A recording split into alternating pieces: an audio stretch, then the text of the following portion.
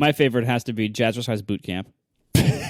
I was going to go with aerobics boot camp, but I'm like, no, let me try something more relevant. And Jazzercise came out, which is not, it's the same era. That's more relevant. Well, like in the moment, I was like, come up with something better than aerobics. Aerobics is so 80s, and Jazzercise. Like, nope, didn't do it. Is Jazzercise like a real thing that people do or have done? Oh, Jazzercise was real as a heart attack. Yes. Is it still like? Yes, so it's still. What is it? Is it just exercising to jazz music? What actually is it? I have no idea. I didn't know it was still going on. I remember it in the 80s. I haven't seen it in years and years. I am almost sure there's a Jazzercise clinic or whatever you would call it near us. A clinic? Well, it's still real in the South, obviously, where they live decades behind us culturally and intellectually. Oh, God damn it, John. Why do you have to be such an asshole? Original workout 80s video. Oh, my God. Yeah. Oh, wow. Jazzercise.com is still a thing. And I will add that there is a Jazzercise clinic, whatever you call it, in Richmond. Is this like what Richard Simmons did, basically? No, Jazzercise is a specific thing. It involves jazz or size. We have a St. Jude fundraiser update. At the time in which we recorded, if memory serves, we were challenging everyone to see if we could get to $20,000, I believe was the total we wanted. What was it currently at when we said that? It was like 16 or 17, something like that, right? Yeah, it was like between 17 and 19, I think. So 20 was, I think, closer to 17. And 20 was certainly attainable. But I mean, $3,000 is a pretty fair bit of money. So we had challenged everyone, hey, can we get to 20? And within, I think, 24 hours, probably 12 hours of you releasing the final version of the show, we blew past 20, which is an excellent problem to have. So then I got on Twitter, and I believe one or both of you had chimed in on this, and I said, okay, let's see if we can do 25. And I felt like 25 is a pretty good reach goal when you're just now hitting 20, and we blew past 25. At this point, I felt like I didn't want to be obnoxious about it, so I kind of cooled off on my solicitations. And it might have been for the best, because without any solicitations on my part, as we record, $33,258. Holy monkey, that's amazing. Pretty great. And I am genuinely so proud and excited. Obviously, this is not strictly ATP listeners, not by a long shot, but there certainly seemed to be a pretty heavy upswing in activity after the episode released, and that genuinely makes me extremely happy. The Hackett family is very dear friends of ours, and more importantly, this is going to help all kinds of kids with cancer. And you don't have to stop the donations at the end of the month. This episode should be released right at the end of the month, and that's when Steven concentrates on it, but there is no reason you can't donate again or more, or if you haven't donated yet, do a little now. So I would love to see this get even higher, but $33,258, that is not all ATP, but it is at least in part ATP. So thank you, everyone who threw a little bit of your money toward trying to get rid of childhood cancer. That's super awesome. Are we not reminding people that if they passed 20K, we would try to come up with a word to describe ATP fans? The best answer we got there was tabs, because there are thousands of them. No. That's the best answer? Yeah, definitely not. I'm not saying we should use it, but it was definitely the funniest answer. Better than ATP-ons and ATPeeps, both of which are worse than tabs, but tabs is also pretty bad. I'm still thinking about it. I feel like we should fulfill this promise, but I'm not going to settle. I'm not going to be like, well, it's the best we can come up with. Nope, I'm not going to settle. Marco and I are already prepared to settle. I don't like tabs at all, but I could settle on ATP-ons and or ATPeeps. No, ATP-ons is insulting, and ATPeeps has too many gross things. The only one I've come up with so far. Oh yeah, that's like forced touch. Ooh. Yeah. So here's what I have come up with so far, and I'm not saying this is good, but this is the best I've got so far in my processing. Sheila's. Why? What? Is this a reference that I'm missing? So Sheila's is the generic word, I believe some Australian can tell me, for women in Australia, for a woman in Australia, a Sheila, a woman or a girl, right? And Sheila's, we could just, it doesn't mean that you're a female listener. It's just a generic term. It's gender neutral.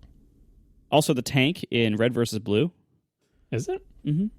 All right. I don't remember that series. It's a long time ago. Anyway, but that's not a great one, but it's the best I've come up with so far. And it's mostly just me being angry about Tim's on Hello Internet. That's 100% what it is. But I also think it's a fun exercise to allow a group of what we consider to be almost entirely men who listen to the show just stew in the idea of being referred to by a word that implies a gender that doesn't match yours, and that you're just supposed to eat it and say, well, it's a gender-neutral term. It's fine. I respect the effort. Yeah, same here. And I agree with you on principle. However, it's also terrible. Agreed. It's not a good name for listeners, unfortunately. So far, all of the options that we have seen so far are terrible. So I think it's probably safe to say we probably just won't be naming our listeners anything generic like this, because every option people suggested was awful. I know. Anyway, if we come up with a good one, we will. If we wanted a name that really is gender agnostic, we could call all the listeners Casey's. That's true. I know Casey's of both genders. No, because I think Casey has a connotation. Besides, they're not all Caseys. They don't. What if they identify as a Marco? What if they're not a Miranda? What if they're a Samantha? Oh my God, I understood that reference. Casey represents everybody. Casey is. We've been told on a number of occasions that Casey represents. Well, they use a gender term usually for this, but they say Casey represents the everyman. Mm-hmm. They usually say the every woman, won't they? Don't they? Because every woman is a gender neutral term. Who knows? But I understand the point you're driving at, Marco, which is that most people will say, I wish I was Marco, or I wish I was John. But in actuality, I'm Casey, which is both flattering and kind of depressing all at once. People wish they were Casey now, too, because he's got a fancy SUV and a BMW that works sometimes.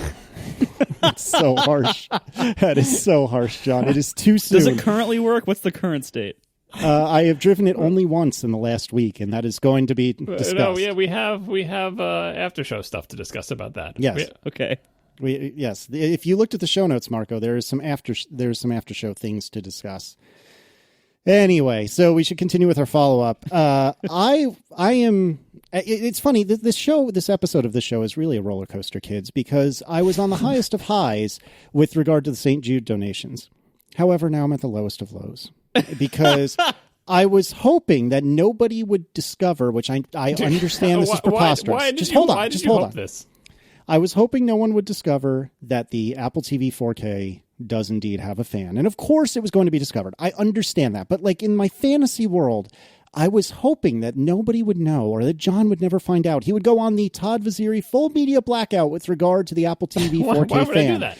Because I bet you it is so damn quiet that you'll never hear it. But now that you know it's there, you're going to hear it because you know. No, and that's why. I will be honest about it, and we'll see. So this is far from last week. Last week where I said the ATP 4K has no fan. Why did I say that? Because I asked on the show before that, I asked, hey, can anybody answer these questions for me? Because I had asked around and no one had been able to answer me. And the person who sent me this answer claimed to work at Apple, and I believe this person, because we get a lot of email from people who work at Apple, and they said, Apple TV 4K has no fan. They also said the stuff about 24 frames per second that happened to be correct. And so I wrote the person back. I'm like, well, oops. Looks like you were wrong on that one. And this person didn't say, just kidding. I don't really work at Apple. I was just pulling your leg. What they said instead was the same thing that Marco and Jason Snell said when I asked them about it. They both had Apple TV 4Ks in their possession, and I asked them, hey, guys, does it have a fan? And this was before iFixit did the teardown. So like, yes, I searched online to try to answer your question just to make sure. Like, has anyone done a teardown to just verify this? And there hadn't been one yet. So the best they could do is like, I'm not gonna open mine up. So I'm like, all right, let me just guess. Let me look at it. You know. Well, or listen to it. Anyway, I was Casey. To your point, I've been checking the iFixit site since like I know you have. right after the keynote, because I'm like, maybe someone got review units, maybe iFixit is tearing them apart. Because I was actually actively looking at iFixit like every day to see for a teardown. But I knew two people who had this thing, so I asked them to confirm, and they both either said, I don't think so, I can't tell, or it just doesn't seem like there's a fan. And so when I had the Apple employee say definitively there's no fan, I believe, and this Apple employee's excuse was that they couldn't tell, that they thought there was no fan because they couldn't hear anything because it was totally silent. So they're like, yeah, my bad. So anyway. Because it's suspicious because when you look at the bottom of it, it has a round pattern of air holes. The previous one had a solid bottom. It seemed to have no ventilation at all. And that's why this came up, by the way, because I was tipped off either during or right after the keynote of a public document on Apple's site that showed like the line art like view of the thing showing the measurements and stuff. And it showed the holes. And it's like, holes. What does that mean? Here I was using the Apple TV, like letting it play content. And I lift it up and I hear nothing. I muted the sound so it would be a quiet room. Lift it up, I hear nothing. I put my hand under the vents to try to see if I could feel air movement. I felt nothing. And I was like, well, what are these holes for? I mean, maybe it's just passively cooling by convection using these holes, like with a big heatsink inside. Who knows? But I'm like, I really don't think there's a fan here. But it is weird that there's these holes in a circular pattern here that would be perfect if you had a fan behind it. But I could feel or hear nothing. Yeah, and I'm not quite sure, even after seeing the teardown, like, a convection or a passive cooling with holes, like that makes perfect sense. A lot of things have been done like that, but there's no holes on the top of this, right? It's only holes on the bottom? Yeah, it seems like there's no intake holes. But so my theory here, like if you've ever done any kind of like, PC building with heatsink design, you know that, or just if you have better grasp on science than me, you probably already know this as well. But you know that like, a passive, just a heatsink with no fan on it, when you compare the cooling power of that to a heatsink that has even a little slight bit of air movement being pushed over it, it's a huge difference. Like even you can have a fan running at incredibly low speed, and that will make a big difference from having no fan at all. So I'm guessing this fan is probably dynamically controlled, first of all. So I bet when I felt nothing under there, I bet it actually wasn't spinning, or it was spinning at a ridiculously low speed. And maybe only if you're like really pushing it hard, like using 3D stuff in a game, maybe that's when it spins up. But like playing 4K video, it was not doing anything noticeable. So I'm guessing it's just a very low speed fan that might have even not been spinning at all during video playback. I bet it's always spinning, but that's just a guess. But anyway, when I get this thing, I will tell you if I can hear it. And the reason you should believe me that I'll be honest no way is you're going to hear it. No, it's because Marco sent me an airport router that he didn't want anymore that has a fan in it. And I was like, oh, fan. I knew it had a fan in it. I'm like, I don't know if I want this thing with the fan. And he sent it to me. And as I think I said on the show when I got it, it has a fan. But the only way I can hear it is if I literally shove my ear like so it is touching the bottom of the device. That is the only... And I can hear it when I do that. I can hear that it's turning. But in every other scenario, I cannot hear it. Not like, I can hear it faintly. You can turn off every device in my house, close all the windows, make sure everything is dead silent, and I can be 2 feet away from it, and I can't hear a damn thing. So, if the Apple TV is even remotely as quiet, because it is like 10 feet away from me in my TV entertainment center, it'll be fine. That said, if I put it up to my ear and actually physically touch to my ear, I expect to be able to hear it if the fan is moving. So we'll see. I'm going to get mine. Mine's delivering next week. So next show, I will be able to give you an answer. Mm-hmm. I'm skeptical. I feel like you've been... But the thing is, like, what I'm getting at is, I won't care if I can hear it when I put it up to my ear, because I can't hear it if I can't hear it when it's the same thing. I don't care about my airport thing. I don't care that I don't use it shoved up to my ear. It's not, it's not a communicator that I have to jam into my ear. It's way over there. So I'm perfectly happy to have fans that I literally can't hear. We'll see. I expect the truth, the whole truth, and nothing but the truth. I will give it to you. I was suggesting to Jason and Marco, like, stick a toothpick in there, and if something hits it... Wow. That's not a bad idea. That's a great idea. This is before they had the teardown. I'm like, look, is there a fan or is there no fan? Is there a fan that you can't hear, or is there literally no fan? And now we know the answer. There's actually a fan there. We just don't know whether it's spinning all the time, yada, yada. We are sponsored this week by Backblaze, unlimited native online backup for Mac and PC. For a free 15-day trial, go to backblaze.com/ATP, and you can try it for yourself with no credit card required, no risk. See for yourself how great Backblaze is. You want cloud backup because in addition to, say, Time Machine drives or disk clones, which you should probably have as well, those are great, you also need something off-site in case anything happens to your office or home that could damage those drives. If you have off-site backup, you are protected from all sorts of additional hazard types that could happen, things like fires, floods, theft. And if you're going to have online backup, Backblaze is the best. They cannot pay me to say that. I'm telling you that as a Backblaze customer since before they were ever a sponsor of any of my stuff. I love Backblaze. I use Backblaze. I've tried others. They are the best. They cannot pay me to say that. They can pay me to tell you about some of their cool features. So, for instance, they have iOS and Android apps, so you can restore files from your computers onto your phone. So, for example, if you are out somewhere or you're traveling and you need access to a file on your computer, you can just restore it onto your phone. It's wonderful for iOS and Android. They, of course, also have web restoring, so you can restore stuff the more traditional way onto computers for quick downloading. If you need to download a whole bunch of stuff, they can overnight you a hard drive. And if you send it back within a month, they'll give you a refund on the hard drive. Wonderful features here at Backblaze, and I highly suggest that you have cloud backup. If you're going to have cloud backup, I highly suggest you get Backblaze. It's the best. See for yourself with a 15-day free trial with no credit card required and no obligation, no risk at backblaze.com/ATP. Once again, backblaze.com/ATP. Thank you so much to Backblaze for sponsoring our show. So tell me about downloading movies from iTunes. Is that a thing on this box? Not 4K ones, apparently. This is from Apple Support document. You can download a local copy of an HD movie. By the way, I hate the fact that HD doesn't refer to 4K, because what is 4K if not high definition, or even higher definition? Anyway. What is hi-fi? Yeah.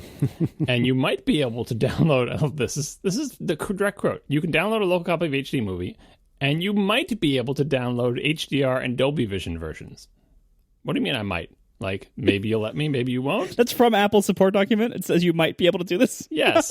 Maybe some are download, right? And it says, and then finally the last clause, but you can't download a 4K version. Now, why can't I download a 4K version? I have some theories on this. The one theory that people have put forward is like, oh, the 4K versions are too big, and the as previously discussed and lamented theoretical fixed size where you can download stuff is not big enough to fit a single 4K movie, or it would take up all the space, right? It's like, oh, they're just too big to download. I don't think that's the case, especially if they're HEVC. They shouldn't be that much, they shouldn't be like 50 gigabytes versus 5. They should be bigger than the HD ones, but not like so big that you can't download a single one of them. Although maybe they just say, look, one of them is so big, it would take up all your space, and we don't want to do that, right? Another possibility is that, as is always, you got to always have this as a possibility, is that content owners are stupid and are like, no, we can't let them download the 4K version because then people might be able to pirate our movies. And as long as we stop them from downloading the 4K DRM encumbered version of our movies to their Apple TVs, there's no way anyone will ever pirate this movie and we'll be safe from piracy. So please, don't let anybody download. That's definitely it. That's definitely the answer. Like, it's such a dumb thing. I still, in this day and age where people, anyway, we don't know why. But the bottom line is, if you were thinking that you were going to be able to get to buy the big Apple TV so that you could download a 4K movie and then watch it offline on your Apple TV, you will not be able to, because the Apple TV will not download the 4K versions of movies to local storage. It will only stream it. That's dumb. I don't like it. So once again, why is the 64 gig version there? Why? Well, games. They upped the limits, by the way, on games. It used to be like you could download like 200 megabytes and then you could download chunks of on-demand content. They upped it way more, so then you can download like a gigabyte or more or something. Anyway, in theory, you could make very large games in Apple's fantasy world of the Apple TV as an actual gaming console. You could fill the whole thing with games. So tell me about Boot Camp, because Randy Garcia has written in to point out to us that I guess was John, I think, brought up AirPower as a kind of military term that's being used by Apple as a product name, which, by the way, did we talk about this last episode? Somebody said it should have been called Apple Juice. Somebody on Twitter said this right when it was announced, and I think that would have been a terrible but much better name at the same time. That would have been hilarious. But anyway, so Randy Garcia has written in to say that boot camp is another military term that Apple has used, and somebody, maybe Randy, has provided a deeply troubling video of Steve Jobs many years ago trying to act. Do you want to tell us about this, John? Yeah, so the boot camp is the one I hadn't thought of. It's a good thing, a good call, because I couldn't recall a single other Apple product that had a military term in it. Although I would say the boot camp has kind of been co-opted and made secular, sort of non-military, not secular, civilian, made sort of civilian, yeah, made civilian in a way that AirPower has not, because now you have like, they have Jazzercise boot camps and programming boot camps, and everything's a boot camp. Like, it's basically just a training place, and I guess they're still riffing on the military one. But anyway, the other thing is I disqualify because it is internal only company communication, and I don't know if you work at a big company, you've probably experienced communication made by corporations targeted at their own employees, and they're usually pretty awful. And you may think that Apple's an exception, but I can tell you that Apple in the 80s and 90s definitely was not an exception. There is a vast collection of internal audio and video content created by Apple for Apple's employees only that is cringeworthy and hilarious, and some of it's good fun too, right? It's usually just a bunch of engineers or a bunch of people in HR making a video with like 80s video technology. Like they didn't have an iMac with iMovie on it. They had like, Betamax and VHS and probably fancier professional video stuff. And they didn't have actors. They had just like their employees.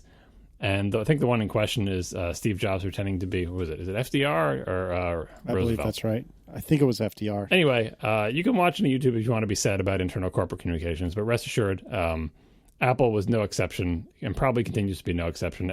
They can make cool things externally, but their internal-facing corporate videos are not quite at the same standard. Our final piece of follow-up today is from a friend of the show, Sam Welsamid, who is of the Wheel Bearings podcast. This is all going to come up again later in the after show. This was with regard to our comments about the Acura TLX that I had ridden in. He wrote to us to say, with regard to the comments about the DCT, the torque converter is mounted between the flywheel and the dual clutch pack and is intended to provide some torque multiplication and smooth out the shifts a bit. It's work, but it's nothing to get worked up about. And he provided a link to some more info.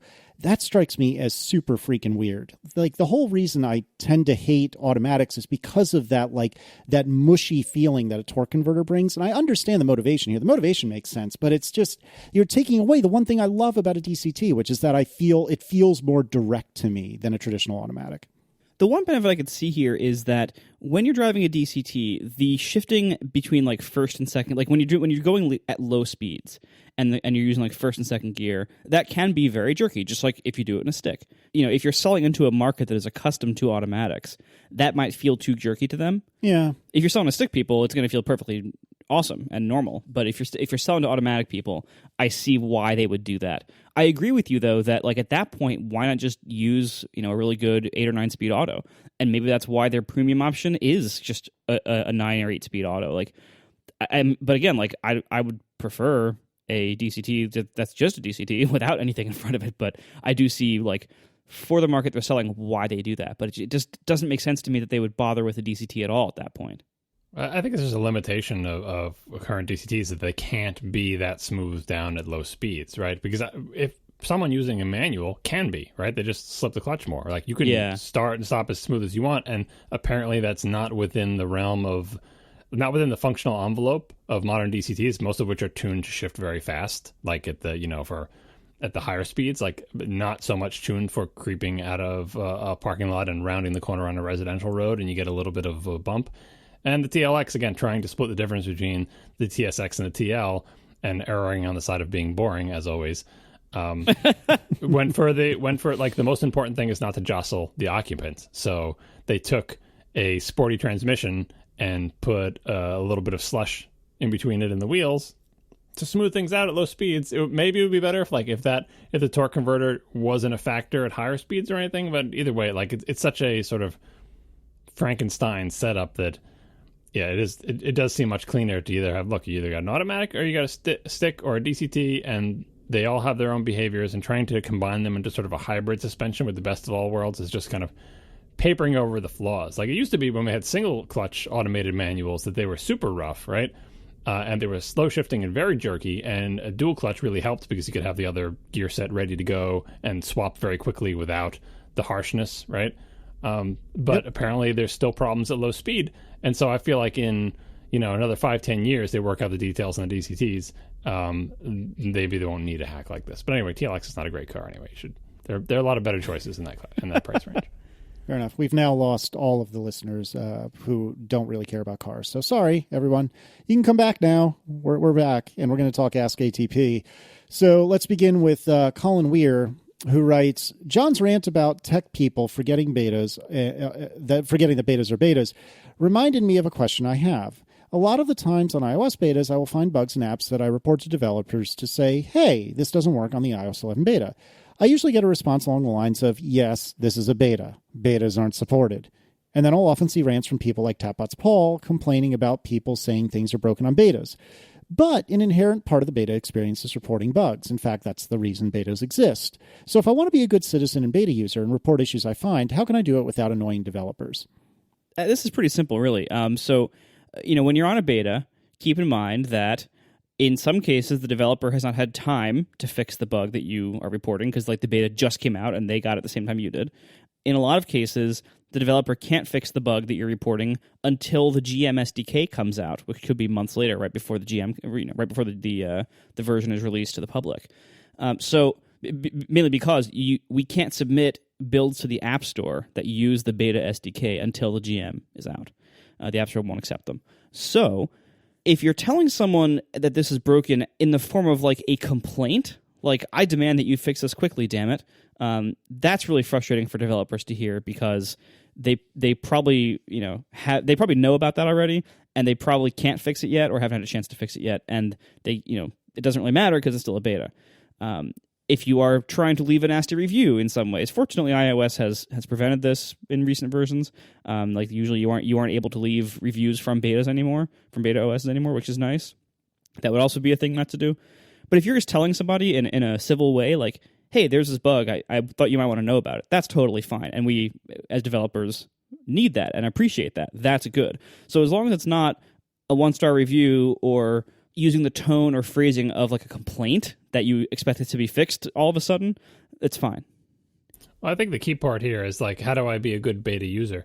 What are you a beta user of? If you're a beta user of the operating system, you should be reporting bugs to Apple, not to third-party developers. The only way you should be reporting bugs to third-party developers is if you are on like the Overcast beta and Marco wants to know, here's a beta of Overcast, how does it work? And in that case, Marco would probably tell you, I want you to test this beta on a released version of the operating system, right? Because no third-party developers are going to support their applications on unreleased versions of the operating system. They may use it themselves and ask their beta testers to use it, but they inevitably want to know, how's this going to work on the real release version? So if you're not a beta tester of the application you're reporting bugs on, you don't have to feel like you have to be a good beta citizen because you're not on that beta. If you're beta testing iOS, the way to be a good citizen is report bugs you find in the OS. Now, does Apple want to know that some third-party application you have doesn't work on it? Probably not, but it's a giant black hole. Throw over whatever bug reports you want. Let them do with what they want. But I would say what Apple is looking for are bugs in the operating system itself, of which there are usually plenty. And if you want to be a good beta citizen and you want to report bugs, do that, right? And if you want to report bugs on third-party iOS apps, talk to the developer and say, hey, can I be on your beta program? The next time you have a beta ready, send it to me, and I will try it and report bugs, and they would appreciate that. Everything John just said is wrong. Thank you. Wow. What are you trying to say? You don't want people to report bugs on Overcast? Or you want them to report bugs about how your application doesn't work on beta OSs?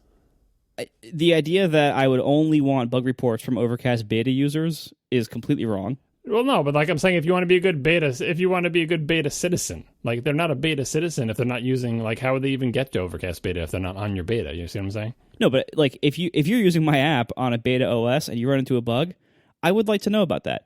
Chances are I probably already know about it, but what if I don't? My beta groups are really small, and most of the time I don't have a current beta running.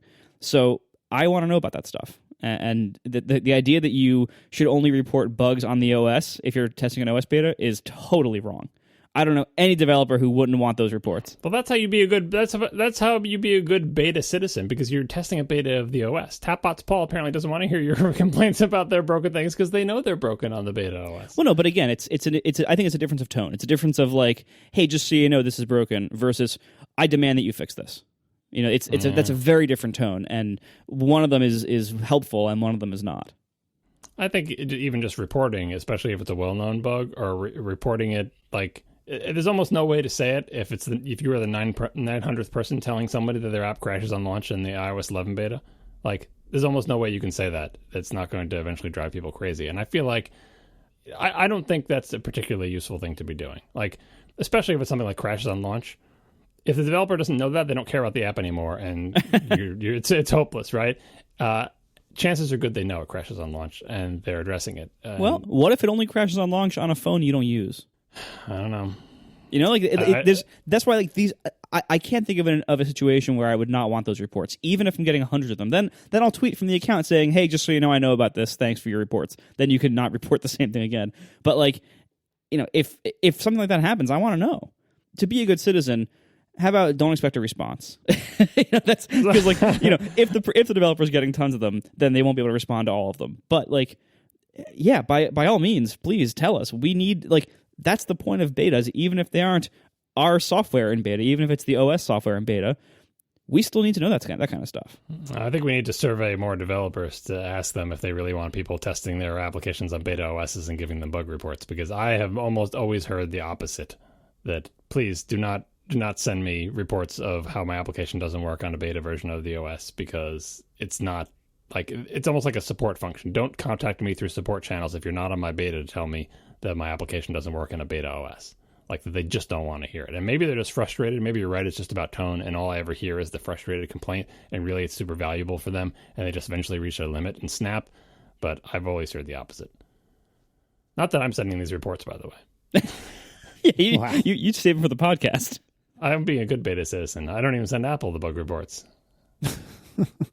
Mike Paul writes to ask, do you think APFS will be supported on Fusion drives in future builds of High Sierra? So, Chief Summarizer in Chief, summary, APFS was supported on Fusion drives, which are these kind of weirdo scenarios where you have a spinning disk and a SSD that is kind of melded to be one volume. I'm sure that's not going to satisfy John, but for the purposes of this conversation, that's all you need to know. And so they were supported in betas of High Sierra, and then when the GM happened, oh, just kidding, there is no Fusion Drive support for you, so you're going to have to reformat to HFS Plus if you want to go to High Sierra. So the question is, do you think, I guess, John, do you think that this will be supported in future builds? Yes, I do, because Apple has shipped a lot of Fusion drives, and I think they don't want HFS Plus hanging around, and they almost had it working, so they'll eventually get it working. I expect it. What is future? How many points do we have to go through? How difficult is it? I don't know, but I do expect it. I'll be surprised if it's not supported. Also, Craig Federighi sent an email to somebody allegedly saying, yes, it's coming in a future version, basically. There you go. Oh, fair enough.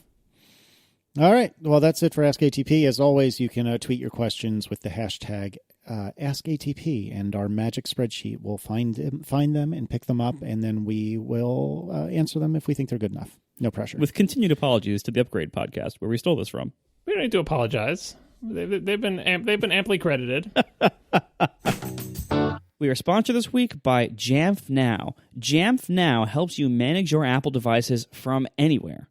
When you first start a business, it's pretty easy to keep track of your own stuff, your own computer, your own phone, your own iPad. But as you grow and you start to buy more tech for your employees and you start to have more employees, it gets really hard to keep track and manage everyone's Macs, iPhones, and iPads. Figuring out, for instance, how to secure the iPad that a salesperson just lost can be pretty hard, especially when you aren't even on site if you're a distributed company. Jamf Now makes that and a whole lot more much easier than before. With Jamf Now, you can configure settings, you can protect sensitive information, you can even lock or wipe a device remotely from anywhere. Jamf Now secures your stuff so you can focus on your business instead, with no IT expertise needed and no complex setup required. ATP listeners can start securing your business today by setting up the first 3 devices for free. And you can add more for just $2 a month per device. It's that easy. Create your free account today at jamf.com/ATP. That's JAMF.com/ATP. Thank you so much to Jamf Now for sponsoring our show once again.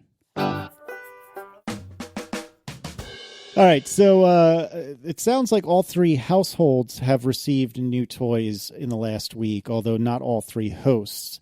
So the Apple Watch Series 3 is out. They have been received as of this past Friday by those who had pre-ordered basically at the obscene hour of 3 in the morning, if you live on the East Coast like all 3 of us do.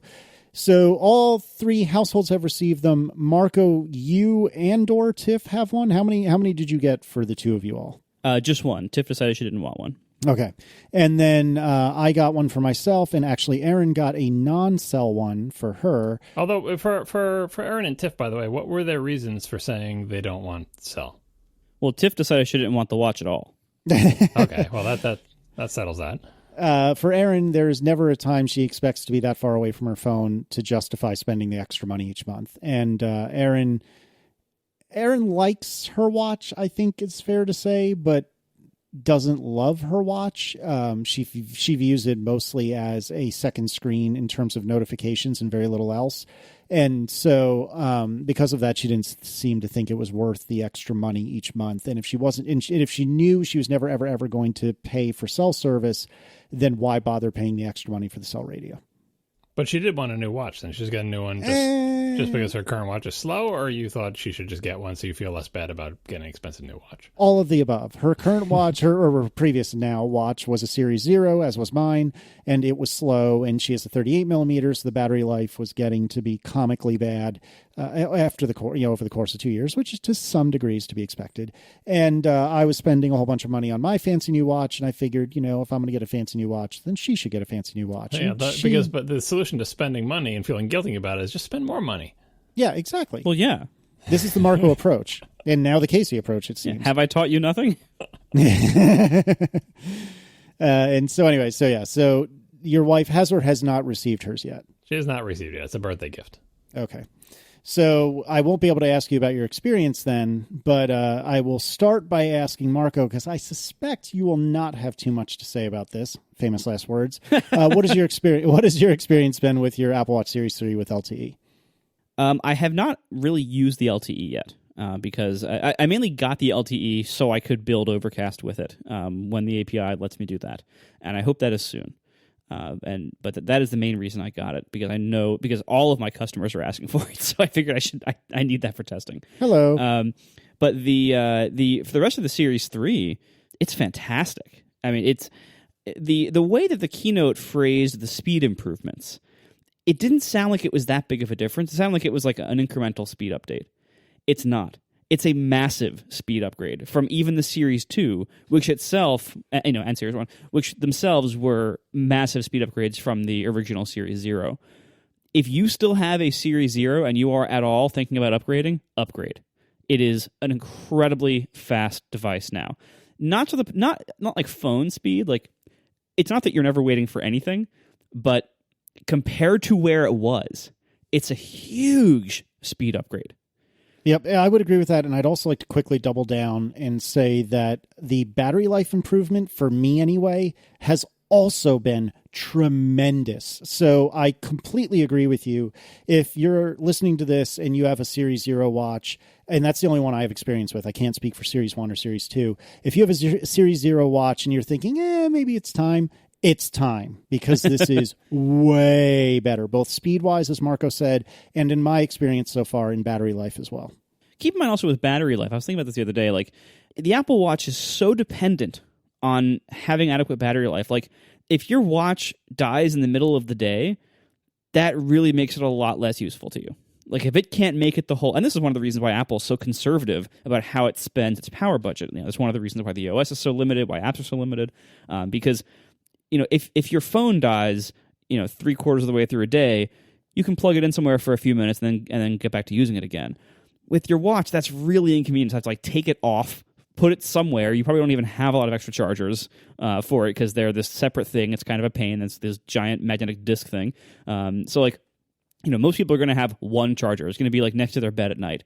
So if your battery life sinks down to the point where it can't make it a full day, that dramatically reduces your happiness and the usefulness of that device.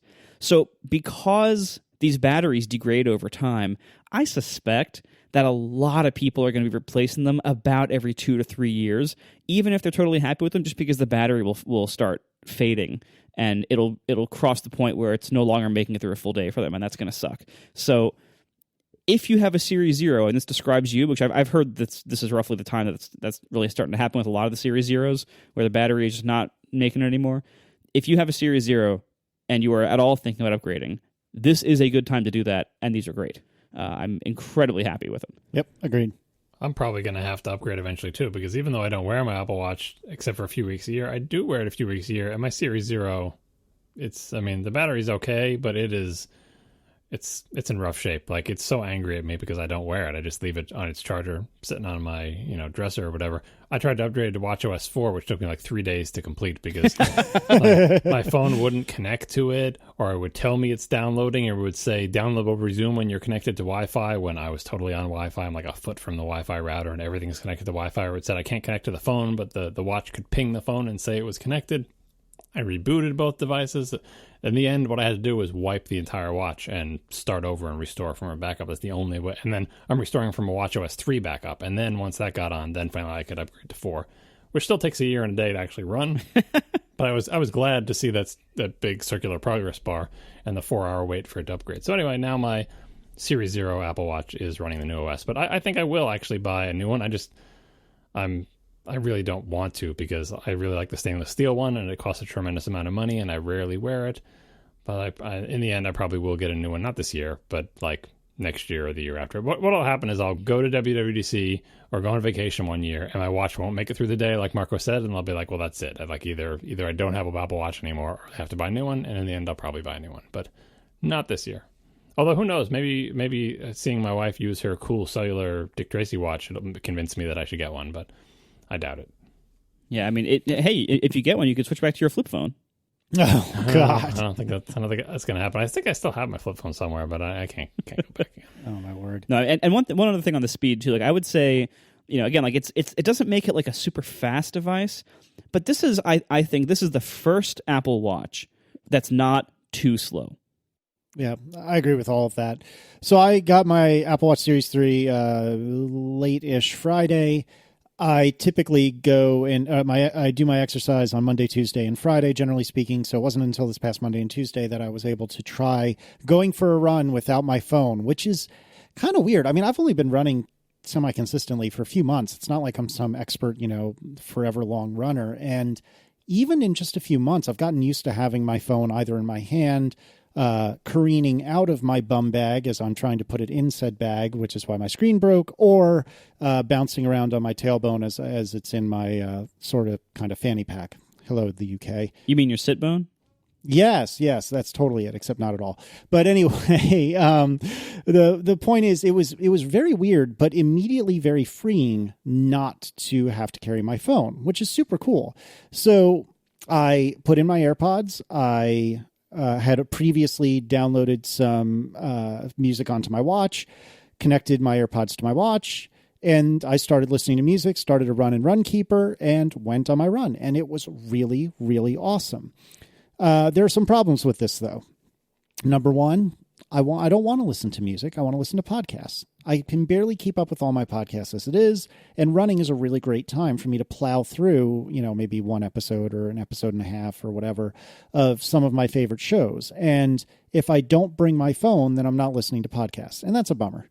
So if only I knew the guy that uses that writes my podcast client app, whatever, of choice, maybe I could put in a good word with him about how I'd really love some Overcast watch support. And I understand what the problems are, and you wrote a really, really great post about it. And then this week's Under the Radar, you talked about kind of the same thing. So as much as I joke, I'm not actually beating you up about it because I know your hands are tied. But please, Apple, give Marco the tools. Give Marco the tools so we can have this nice thing. We just want nice things. But anyway, we've already talked about the battery life. Battery life is tremendous as compared to previous. I have gone on not only a couple of runs with the watch, but also I have taken Declan to the little park that's within our neighborhood a few times. And generally speaking, in the past, I've brought my phone, which means I'm often tempted to look at like Twitter or Instagram or whatever instead of playing with Declan because I'm a terrible father. And not having my phone with me makes it much harder to look at Twitter or Instagram or what have you because I don't have those apps on my watch. And that's been really awesome. What has been less awesome is replying to text messages and things like that, because it seems that about one time in 3, the text message just doesn't send. And when I say text message, I mean both iMessage and text message. So that's kind of a bummer, kind of a big bummer. Yeah. I don't know if that's a software problem. I don't know if it's a hardware problem. I'm guessing it's a software thing. But that really bums me out. The other thing that's been a little bit troubling is I have seen a very small version of the bug that about half of the reviewers hit, insofar as I run, I'm running in my neighborhood, and at one point or another, I will pass the house because I start, a little bit past the house. I run for a while, pass the house again, and that's where I end. I end where I started. And I realized as I was coming to the end of my run, which is close to the house, but past the house, I was attempting to do something. I don't recall exactly what it was. Or maybe I was just seeing what the status was, because this is all new to me and I'm trying to figure out, okay, how long does it take to get on the cell radio and when does it fall off the cell radio, et cetera, et cetera. I noticed as I ran past the house, it picked up my Wi-Fi, but then it tried to cling to it longer than it really should have, which I don't really blame the device, because it's of course going to try to power off the cell radio, and it's of course going to try to hang on to the Wi-Fi, because that radio is far less power expensive to keep on. But what ended up happening was, for the last 300 yards of my run, I had no connectivity because it was still trying to find the Wi-Fi that I had already run past. And so that was kind of a bummer. In general, though, I don't have that problem. I leave the software for the cell radio enabled. And what I mean by that is it can go on cellular anytime it wants. And I have not paid any attention to turning that off or anything like that. And 99% of the time, my phone is right there, so it wouldn't power the cell radio on anyway. But it's been maintenance free in that regard, which is really nice. And so far, I really, really, really like it. And I'm glad that I have the cell service for the runs, and even more importantly, for when I'm out with Declan and I don't want to be attracted to my phone. This is absolutely a first world problem. It is absolutely a Casey problem, in that I should just have the self-control not to check Twitter every 4 seconds or Instagram or what have you. But I know myself enough to know that I don't have a tremendous overabundance of self-control. And so removing this problem by removing my phone from the equation is a pretty good way to fix it. And I almost put Tweetbot on my watch for instances where I'm, say, DMing with somebody or something like that. And it occurred to me, by putting Tweetbot on my watch, I will be defeating the purpose that I've set out for my watch, which is to say, being able to be distraction free. Another couple things I've noticed, once I upgraded to High Sierra and I could use Unlock with my watch again, because apparently there's something that causes issues with the cellular watch and Sierra and below. So you have to be on High Sierra for your cellular watch to do watch unlock. Once I upgraded 2 of my 3 computers to High Sierra, that has come back, and that seems to be faster than my Series 0 by, generally speaking, a pretty comfortable margin. Apple Pay is way faster. In the last couple of months that I had my Series 0, I'd kind of abandoned using Apple Pay on the watch because it was just so much slower than my phone. And it is a fair bit faster on the Series 3, which I really like. All in all, the combination of the Apple Watch Series 3 with LTE, with AirPods, is pretty darn fantastic. The only things that I'm really longing for are an update to Runkeeper, so it will take a note of the map of what I ran, because if you use the exercise app that's built into the watch, it will save a map to your health app. But Runkeeper hasn't built in support for that API yet, which is a real bummer. And again, I want podcasts on my watch. Pretty please, Apple, please look at Marco's post and give me podcasts on my watch. That's all I want. Please, please. And a volume widget, please, for the love of God. No one cared about a volume widget on the watch until AirPods. And now, because AirPods don't have a good way to control volume physically on them, everybody is demanding that with good reason. And I can't offer it. There is no API for me to offer them a volume widget for either phone or watch audio levels. And I just, it kills me. Yeah. So those are my thoughts. I definitely recommend it. I definitely think it's good. I definitely am glad I spent the money on both it and the cellular service on top. I'm giving it 2 thumbs up so far. Really, really love this device. Yeah, the only thing I would add is it seems like what we're seeing with the cellular, holding on to Wi-Fi and everything else. This is clearly a device that, for power reasons, has to use the LTE as little as possible. I would say it's a good device to get, if you have a specific use case in mind, like Casey at the park, or running without a phone, that makes a ton of sense. I would say don't assume this device is just going to be always happily using its LTE the way an iPad would. It's going to minimize LTE so aggressively that it's more useful to think of the LTE thing as a just in case I need it kind of thing. If you're on a run and you don't want to be without a way to make a phone call in case of an emergency, or you want to be reachable by people, it makes sense for that. But I wouldn't necessarily say that it makes sense to buy the LTE version with the assumption that you'll be using it just like a tiny phone, because not only is it very, very conservative with when it uses the LTE at all, but also app-wise, the apps are not really ready for that yet. There were good segments about app readiness on other podcasts this week. I know there was a great one on Upgrade especially, and I think a little more on Connected. But basically, yeah, it was Connected. But basically, the apps for Apple Watch have been written to date with the assumption that they were using the phone and their corresponding app on the phone for all their communication. And the watch really couldn't do much until fairly recently with its own communication, and until like last week that was only on Wi-Fi. And because nobody really went with the watch without their phone and did much with it, there wasn't much reason to really write the apps for that.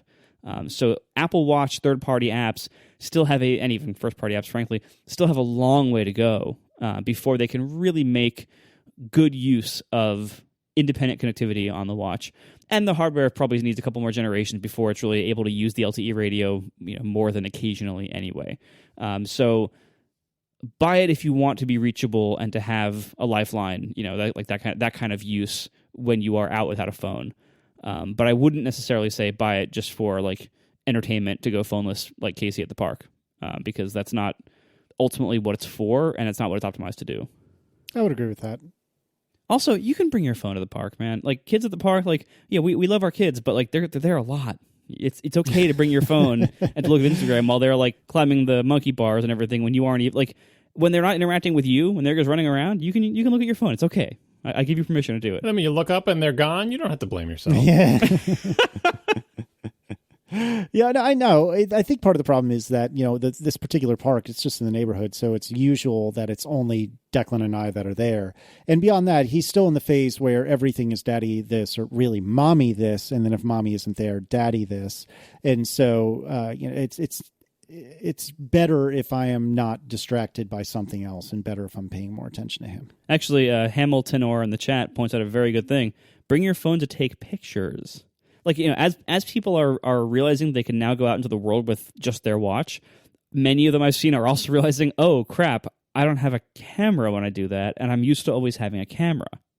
Yeah, the thing is, and actually Mike and I talked about this very briefly on the forthcoming episode of Analog, but if I was going to bring a camera to the park, I would probably bring the big camera, because I think the pictures are much, much, much better coming off of that. Now, once I get my fancy iPhone 10 in 2020, when it's finally available, then that might change when I have my fancy, two-lens camera system. But for now, I would be more apt to bring watch and big camera than I would be watch and phone. That's actually a reasonable plan. I like that. Yeah, but I mean, obviously this is kind of a unique to Casey use case, and that may not be the case for everyone else. But I would agree with what you said a minute ago. Like if you, the listener, have a particular set of times that you think this would be useful to you, for example, exercise, particularly in a situation where you don't have access to Wi-Fi or anything else. So often, but not always, outdoor exercise. Or if you just are like me and don't have very good self-control, then I think having a watch with LTE makes sense. And certainly one of the nice things is if you wanted to just see what you thought, you could get a watch with LTE and just choose not to enable it. So yes, it's I think $70 extra up front, but you don't have to incur that monthly fee until you feel like you might want it. But if you don't really have a particular use like that in mind, I agree with Marco that it may not really be worth the money. What do you think of the red dot now that you have it? I wish the red dot wasn't there. Agreed. I have yet to see any model except the white ceramic where I think it looks good. I think it looks okay or passable on the steel ones, and maybe okay on the gold aluminum one. But that's about the best I could say about it. Yeah, fair enough. I think I feel the same way.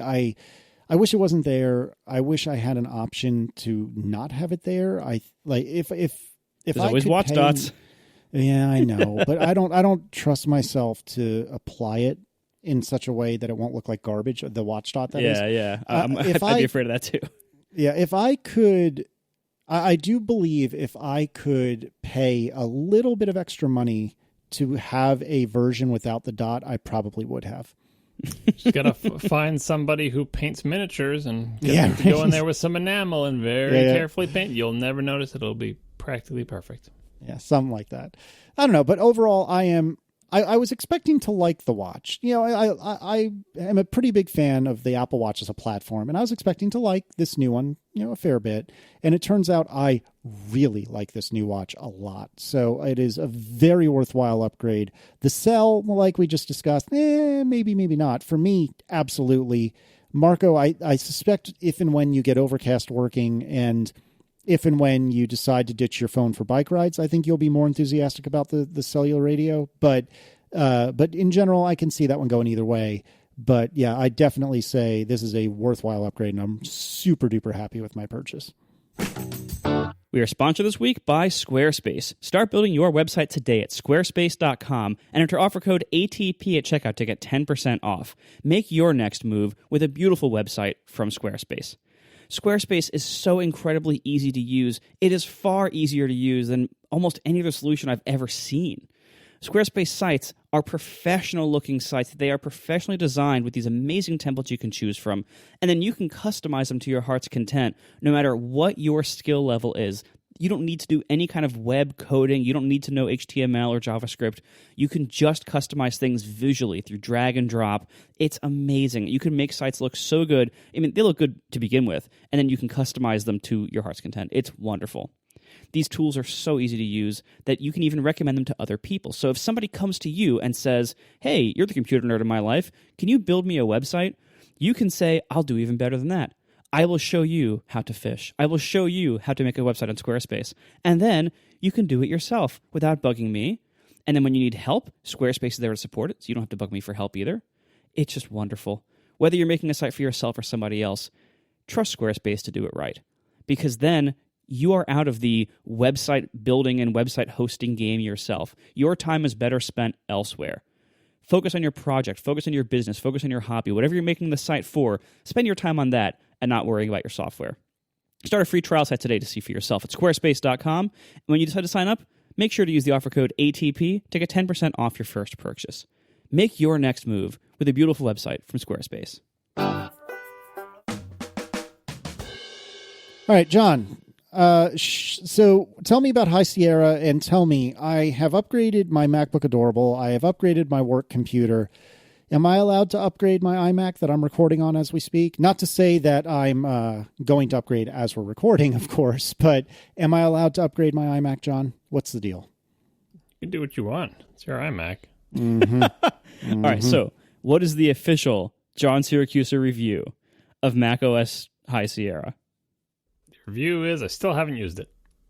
Oh my word, John. I have literally never used it because I didn't install any of the betas and I don't have it on any of my Macs. Now, why don't I have it on any of my Macs? Well, obviously the Mac Pro that I'm talking to right now can't run it. I never did do the whatever, firmware upgrade trickery to make it run Sierra and therefore also run High Sierra. I probably never will. So that's that.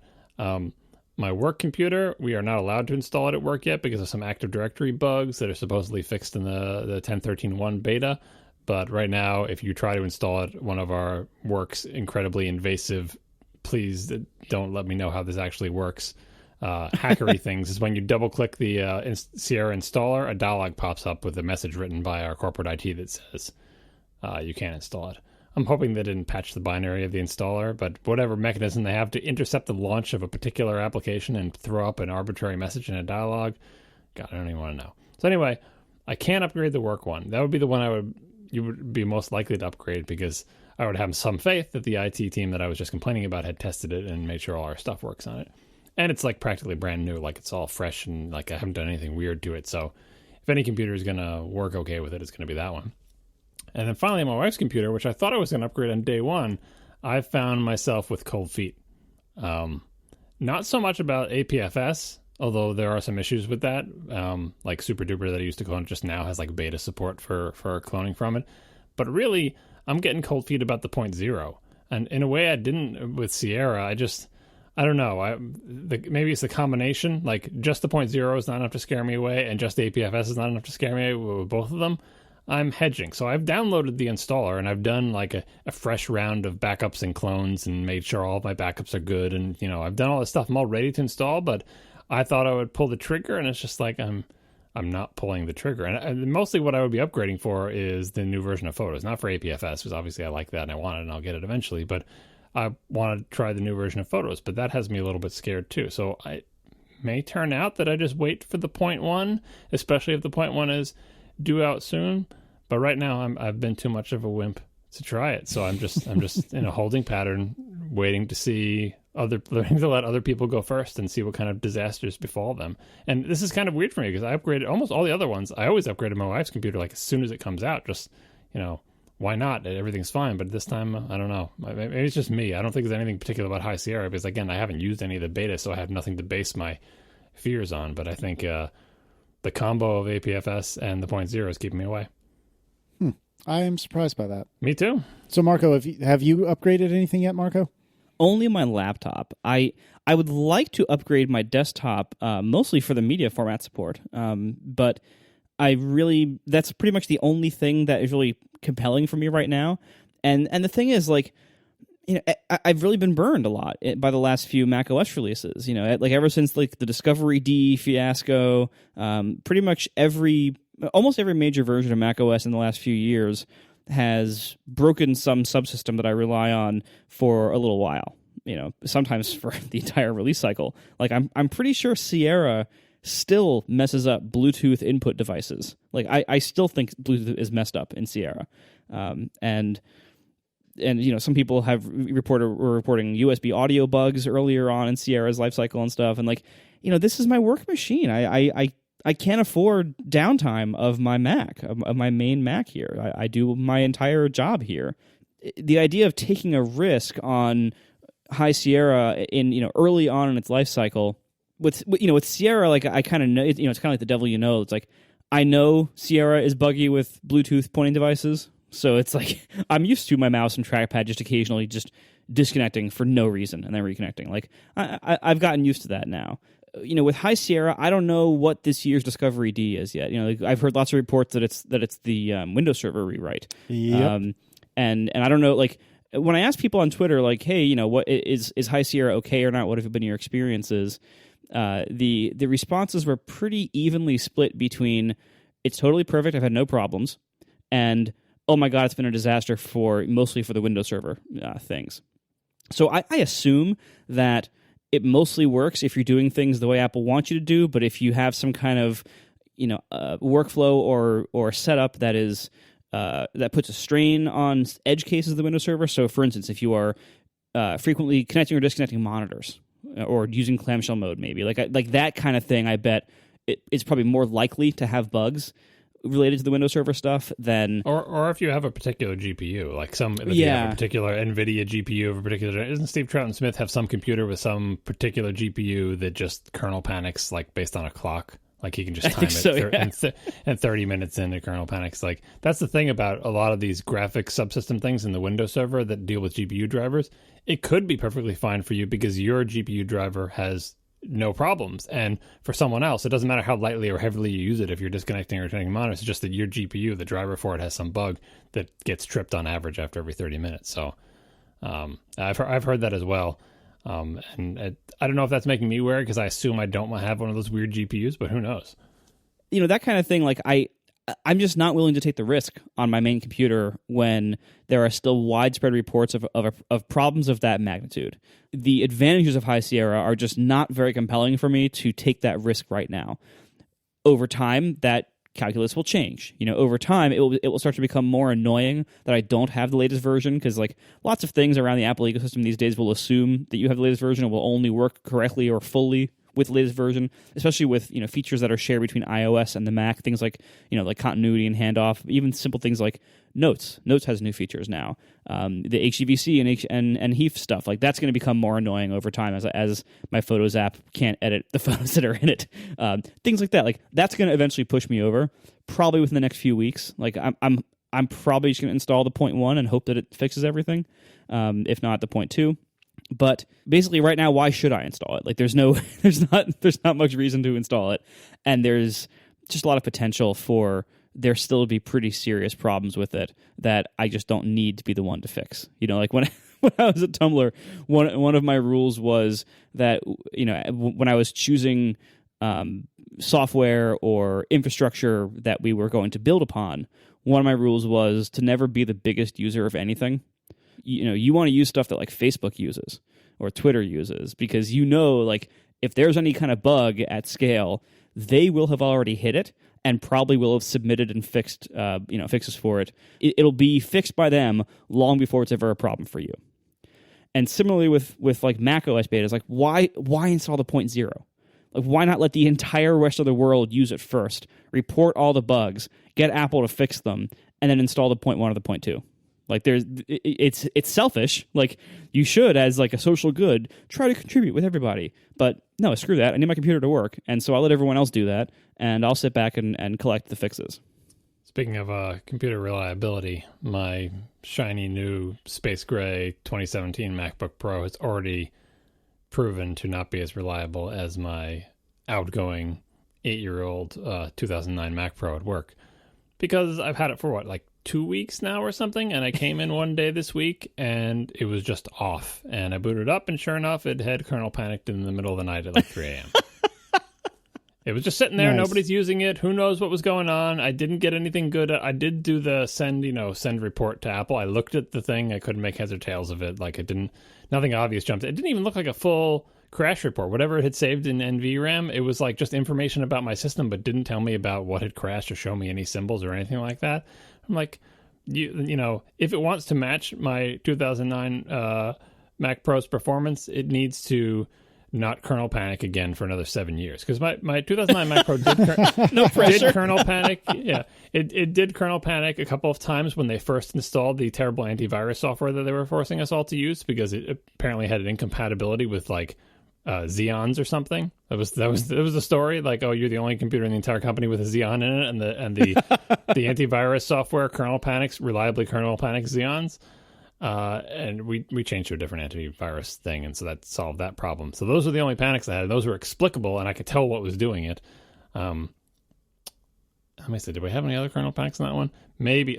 When I returned my 2009 Mac Pro at work, I also like returned all the stuff that came with it, and what came with it? Snow leopard on a plastic disc. Nice. That's what came with this computer. So Vintage. Maybe I had some kernel panics back on it, but in general, it's just it's not a thing that I expect to happen. Like it just, and so within the first few weeks of it, and remember, this is running Sierra, not High Sierra, but like 10.12.6, the latest version of Sierra. Not off to an auspicious start. But, oh well, at least it boots fast. I mean, the thing to remember too is like, these Mac OS releases on a schedule, not when it's done. Apple usually ships high quality stuff. Like we complain, but like their track record's pretty good. But there's also a hierarchy. Like you can be pretty sure that when a new iPhone comes out, that's usually pretty solid, because they care a lot about that, and they work really hard on that to make that rock solid. But everything else beneath the iPhone gets less and less reliable in that way. Like you can't be sure that a lower priority release is going to be as solid as iPhone hardware, because like everything else has to basically ship on a schedule whenever it's ready. And again, usually that works out okay. But like they were going to ship High Sierra when they did, regardless of whether it was done. So we got it, and it's probably close to done. There probably aren't a lot of bugs, but that was shipped on a schedule, not after hitting a certain quality threshold. So it's right that they do it on a schedule, but they control scope. Like even on iOS, they control scope. So you either can change the schedule by saying we're going to push this out, or you can narrow the scope so you can ship what is shippable. And they did it in iOS too. They didn't ship the one feature I wanted the most, which is the iMessage syncing. That fell out of the release, right? Because you're right, they are shipping on a schedule. Like, look, we got to ship this because we got to sell some phones here, and we got to ship iOS 11. And whatever it was, like a month before, that fell out because it's like, this is not going to be ready. In High Sierra, APFS on Fusion drives and automatically converting spinning disks all fell out of it, and the Fusion drive is coming back, right? So that's what they're trying to do, is say, we do want to ship on a schedule, but we want to ship quality software, so we have to make a call at a certain point. You're not going to be ready in time for the schedule. So guess what, feature? You get booted out of the OS. And that's easy to do in theory, but in practice, pulling features out is not a harm-free process, you are left with a code base that is different than it was before, that may have new interactions that you didn't anticipate. And so now you have to test that new combination of stuff. And so it is difficult. And I see what Apple's trying to do. And in general, that's how modern software development works. You want to have a reasonably fixed schedule, especially for something that's like a marketing type thing where every year you want to have a new version of iOS or whatever. And you just control scope. And it's easier said than done, and that's what Apple's trying to do. But as you said, Marco, even though they're doing the same strategy in both OSs, the big show is iOS, and then everything else in the company gets slightly less of everything, slightly less time, money, people. Everything about it is less. How much is it less? Is it proportionally less? You don't, it has fewer users, right? It is also a more mature product, but it is also a product that makes less money. And so, I don't know. We Mac users have been feeling neglected for a while because iOS gets all the glory and stuff like that. But in theory, there's a lot of articles. There was a good one. Stephen Hackett had 2 articles about this, about High Sierra being like Snow Leopard, right? But Snow Leopard was back in the days when Mac OS X was still pretty firmly in, maybe not, it was in the glory position, right? And it was an important product. It was a very important product to Apple. So when they did the no new features release, A, that was a lie, and B, they kind of meant it a little bit more. I mean, Grand Central Dispatch was released in Snow Leopard, if I recall correctly. So that's a pretty big feature to say no new features. But these days, it does feel like if this is supposed to be a Snow Leopard, it doesn't feel very Snow Leopard. It doesn't feel like they took Sierra and just polished it. Because as you said, Marco, Sierra still has some rough edges that just seem to have never been resolved. And now you're adding more stuff, and it's not just like taking Sierra and making it more reliable and faster. I don't know. Like I said, I haven't installed it. It's my spidey sense is tingling.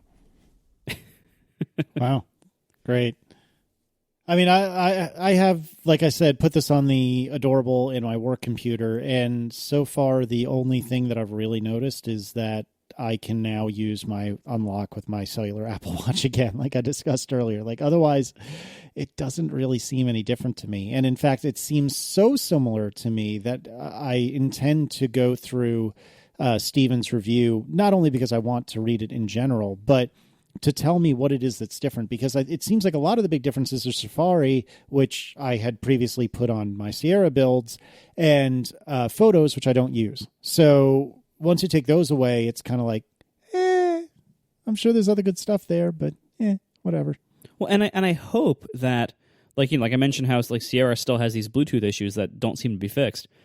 With High Sierra, have they fixed them, or did they just move on and now are they breaking other things? I don't know. I hope they fix them. But you never know with these kind of releases. That's one of the reasons why I haven't installed it yet. But what you said, Casey, like that you could barely even really tell that you had upgraded. That's for a release like this where there really weren't user facing changes. That's what you want. That is the ideal case. Yeah. Mm-hmm. Now we'll see. I mean, your track record of reporting problems to us with your computer is pretty poor. Like you might tell us in 6 months, oh yeah, by the way, it's been rebooting every day at noon, and I don't know why. Like, wait, that's a problem? Yeah, it's just been fun. I haven't wanted to take it in. But I hope when I install it, I don't notice, and that maybe my trackpad and mouse stay connected. Like that's what I want to happen there. I don't want any excitement there because. And there's a lot about Mac OS that I hope Apple is working on, and I hope they do improve long term. Like Steven's review had this great paragraph towards the end that basically was listing like a whole bunch of areas in Mac OS that are still big problems and could really use improvements, big and small. If you think Mac OS is done and that it's perfected and that there's nothing more to do, you aren't thinking about the problem enough. That Mac OS still has tons of places it can go and could use lots of improvements, big and small. Right now, it looks like Apple's not really doing much of that. I hope that's just because we're like in the middle stages of those efforts and there's nothing to show yet. Because there's still tons of things to make Macs awesome and to make them better and to modernize them that appear to not be happening. So again, I hope they really are happening and they're just not ready yet. And I think what we've seen from Apple in the last few years is that it does seem like there was a period a few years ago where they really were not working on the Mac much at all. But it also seems like a few years ago they kind of had a change of heart on that front, and that they began reinvesting a lot in the Mac again. And that resulted in things like the Touch Bar and things like that. I hope that progress continues. Even though I haven't personally enjoyed the Touch Bar, I honestly think it was a pretty big miss, and I think the lack of any Touch Bar changes in High Sierra might indicate that Apple realizes that too. I don't know. But the fact that they're investing in the Mac is really, really good. I hope they continue to invest not just in cool hardware tricks like the Touch Bar, but also in fundamentally moving the software forward. With High Sierra, they laid some new groundwork with the Windows Server. I hope that was a big deal for moving everything forward. I hope it succeeds, and I hope they maintain it properly to iron out the bugs and to fix all these subsystems that might have been broken and move the platform forward. We haven't seen that yet, but I hope that's in progress. Yeah, agreed. Thanks to our 3 sponsors this week, Squarespace, Backblaze, and Jamf Now, and we will see you next week. Now the show is over. They didn't even mean to begin, 'cause it was accidental. Oh, it was accidental. John didn't do any research. Marco and Casey wouldn't let him, 'cause it was accidental. Oh, it was accidental. And you can find the show notes at atp.fm. And if you're into Twitter, you can follow them at CASEYLISS. So that's Casey Liss, MARCOARMENT, Marco Arment, SIRAC, USA Syracuse. It's accidental. They didn't mean to. Accidental. Tech podcast so long. So, you know how there was a time when Marco really enjoyed adding just kind of random things to his Twitter bio? And he would be coffee enthusiast, and then he would be analyst, and then there were a couple other ones after that. I don't remember that time. When do you look at Twitter bios? The elephant in the room, that was my favorite one. Yeah, I remember that, but they wasn't adding things. That was one thing, right? Changing things in the bio. The point is that I am now changing my Twitter bio to car journalist. The reason being, for the last week, I have had a loaner car from Fiat Chrysler of America. Really? That loaner car is not what I hoped it would be, and it is not the thing that I was promised, and I will explain. Friend of the show, Sam Abwell-Smid, who we discussed earlier, of the Wheel Bearings podcast, which you should listen to and I've mentioned this a few times in the past, but if you ever wanted neutral, but by someone who actually knows what they're talking about, unlike us 3 idiots, you would like Wheel Bearings. Anyway, Sam wrote me, I want to say it was in May or June, and said, hey, if you wanted to take a spin with that car, and I'm not going to tell you which car it is, I could probably arrange that. And in June, I think I told this tale of woe already once. In June, I was told, it was, I think, the week after WWDC, we will give you this car as a loaner. And then right before it was my turn, then the tire exploded apparently or some such, and then they needed to get a new tire shipped in because apparently this was not an off-the-shelf tire. A month or so later, they were going to give me the same car again, and then as it was coming down 95 from Washington, D.C. to me, apparently picked up a chip in the windshield or like a shatter in the windshield, and so they turned around and went back to D.C. So as an apology tour, Fiat Chrysler of America has loaned me a Jeep Grand Cherokee 4x4 Limited, if I'm not mistaken. I'm pretty sure that's what it was. I do have the sticker in front of me. Well, not in front of me, but I do have the sticker. Yes, Jeep Grand Cherokee Limited 4x4. It has about 5,000 miles on the clock, and it's a thing. It's a thing. Is that your review? That's my whole review. That's what happens when you get that big Volvo SUV. You get this big Volvo, and they're like, he likes giant shopping carts. Let's send him a big Jeep. That's what it is. That's exactly it. Big tippy shopping cart. A big tippy shopping cart. Well, so So here's the problem. If I hadn't had the Volvo in the family, I think I would have been fairly impressed by this car. But having the Volvo in the family, this car is the American version of a luxury SUV, which is to say, it's not that luxurious, and it's kind of a piece of garbage. It's got big cup holders, though, doesn't it? It does have big cup holders. So it does have a lot of really good things going for it. It does have a fairly robust Bluetooth setup that has some really neat features. It does, in that's U Connect, the letter U Connect, and it's been around in Chrysler cars for a while now. It does some neat things, like it'll read you your text messages. You can even put on a do not disturb mode on the infotainment, so it will no longer offer to read you your text messages. The Bluetooth connectivity for media worked reasonably well. All that is decent. It has a backup camera. It does not have a 360 camera.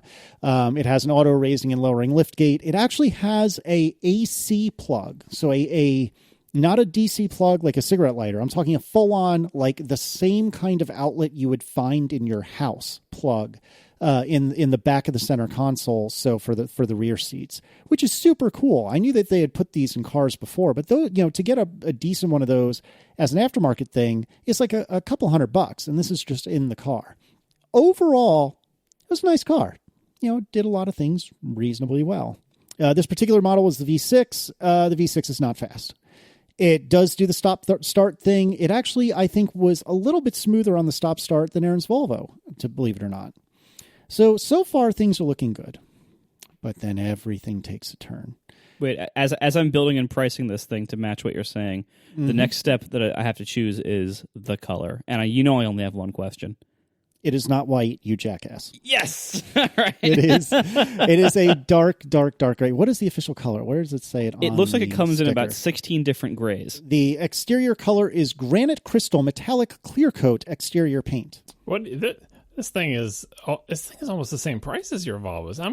No, the base price was $40 according to the sticker. Are you a 4x4? It is a 4x4. Limited trim, right? Correct. Grand Cherokee Limited 4x4. This is a 2017 model. Oh, yeah, sorry. I'm at $39,900. Yeah, that's the base price.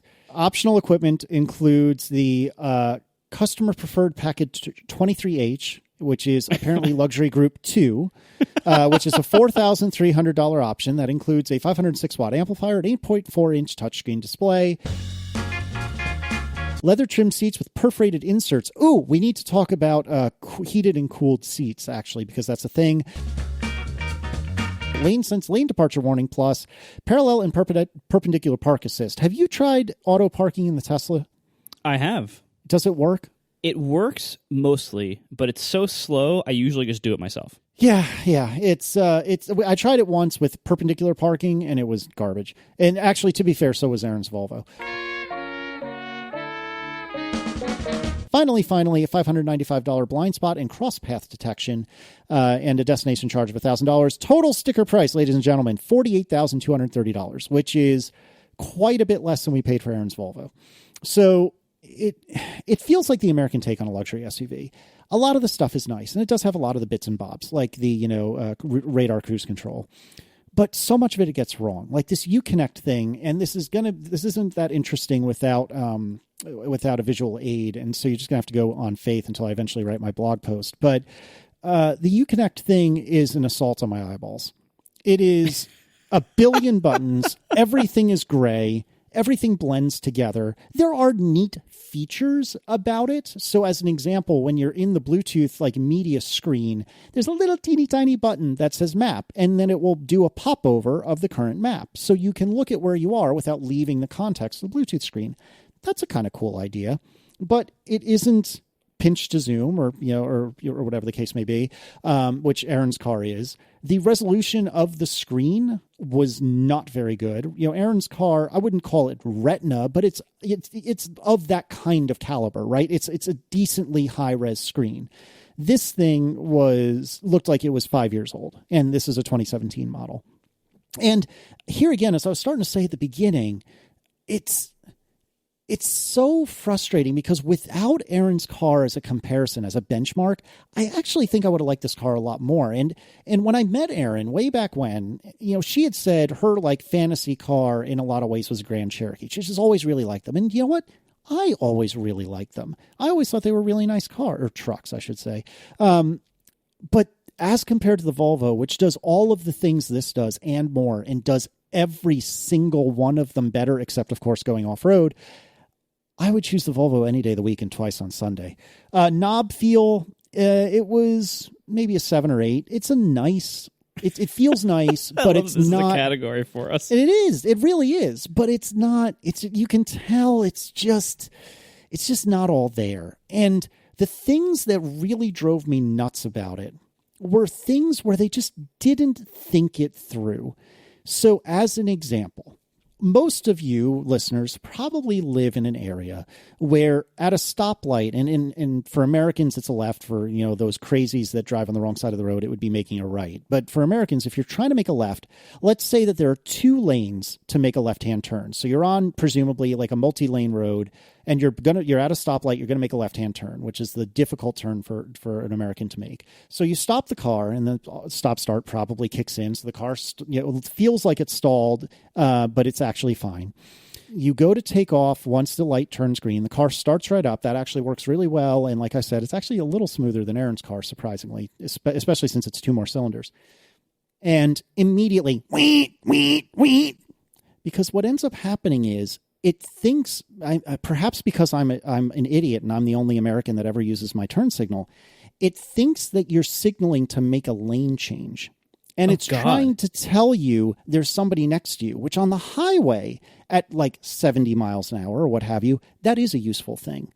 But when you're on a surface street accelerating from 0 miles an hour to 15 or 20 or 30 or 40, the moment you leave 0 miles an hour and all of a sudden you hear, oh my word, is it frustrating. And a lot of the roads in the area in which I live are multi-lane roads in each direction. So there are a lot of times when I'll be making a left adjacent to another car, and all the time, it is unbelievably frustrating. So here's an example of where it's a great idea in principle, but it's just poorly executed. The Uconnect thing with like all the Bluetooth bits and bobs and all of that. Great idea in principle, not a good execution. And furthermore, where's my damn CarPlay? It's just infuriating. And so much of this car, and I know I say this about so many things, but it was death by 1,000 paper cuts. In a lot of ways, I really liked it. But God, it was terrible. Any thoughts about the car? And then I'd like to do a little inside baseball about what the delivery process was like. Can you disable stop-start? Yes, and it's actually a physical button right there on the dashboard. I've never had a car with that, but I would so desperately... I think I would not buy one if I couldn't turn it off and have it remember the setting. It's really not that bad in the grand scheme of things. I know. You won't even notice. Blah, blah, blah, blah, blah. Saves energy, blah, blah, blah. Nope. No. Whoa. No. You would notice. I noticed. You would absolutely notice. But you do get used to it. And especially if you drive a car with 3 pedals. I mean, I understand the theory. And like, I think I might leave it on something big like a minivan or an SUV or some other thing that I didn't consider a real car. Like, you know what I mean? But I just don't want that. I mean, the true stop start is what Marco has.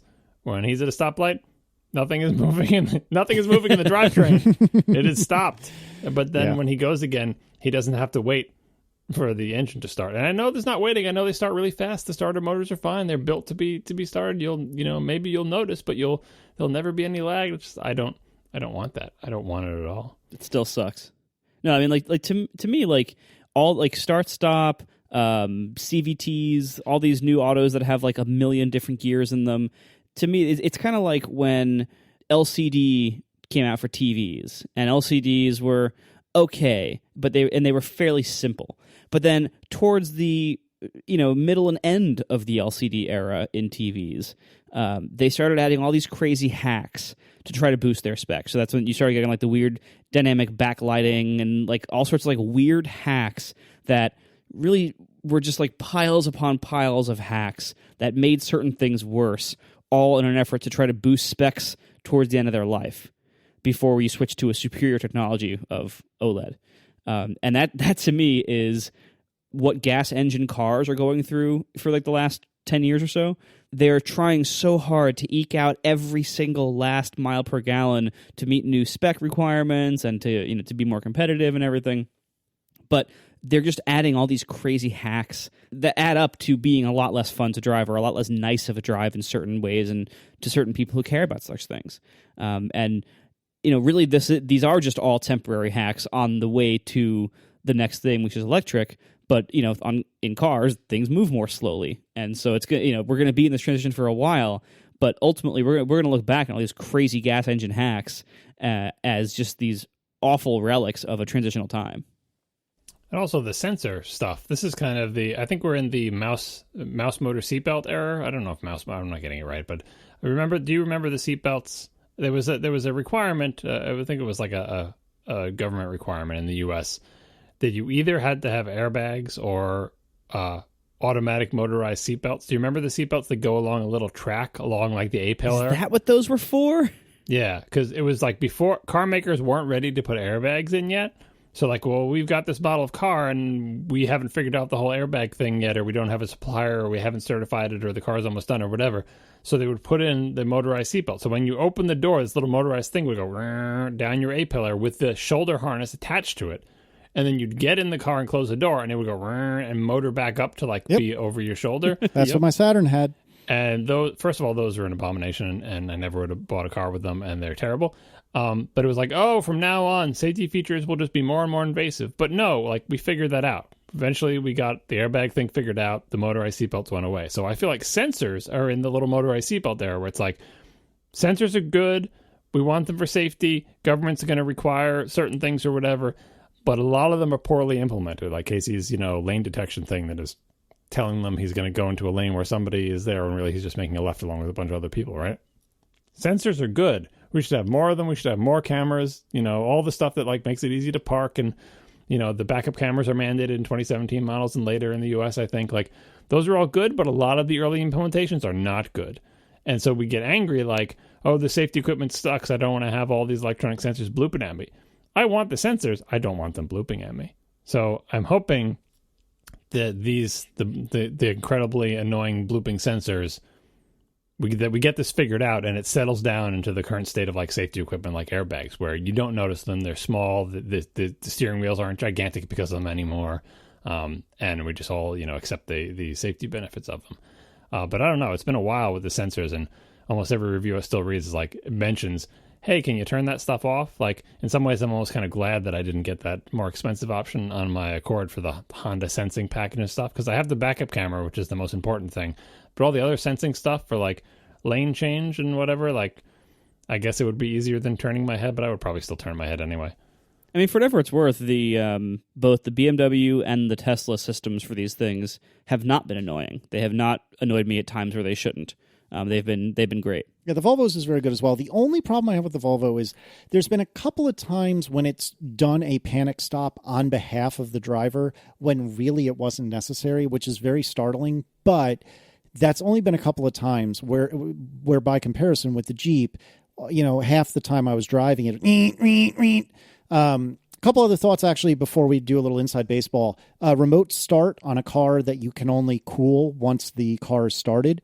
That is awesome. Aaron's car can be remote started, curiously enough, from the Volvo app, but cannot be remote started from the key fob, which is kind of backwards from what I would expect. But this thing had a remote start right on the key fob, and that was super nice. Ventilated seats, they're cool, I guess, and I don't mean that to be punny, but it didn't make that big of a difference. I certainly liked it, and if it was a $100 or $200 option on a Phantom car I was about to buy, I would probably tick that checkbox. But if it was a $500 or $1,000 option, no way. Cooled seats. Heated seats are a different beast. Heated seats are easy. Oh, very much. Yeah. Cooled seats, I've had a number of different ones. My current car does not have them because at the time I bought it, Tesla didn't offer them. I think it still doesn't. The way cooled seats are implemented makes a huge difference in how useful or non-useful they are. What is cooling them? Are they just taking an offshoot of a vent from the main system and cooling you that way? Are they just blowing air with their own little fan? Do they have their own compressor even? There are different degrees of cooled seats, and it makes a big difference. Also, one issue I had with the M5 had it, but I almost never used it because the cut of the fabric on the sport seats didn't have a lot of room for like the big areas with the holes that would ventilate. So like it would cool like part of my, thighs, but not like the whole area that needed to be cooled. And there wasn't a lot of airflow. Like the way you'd sit on it would just kind of like block it shut.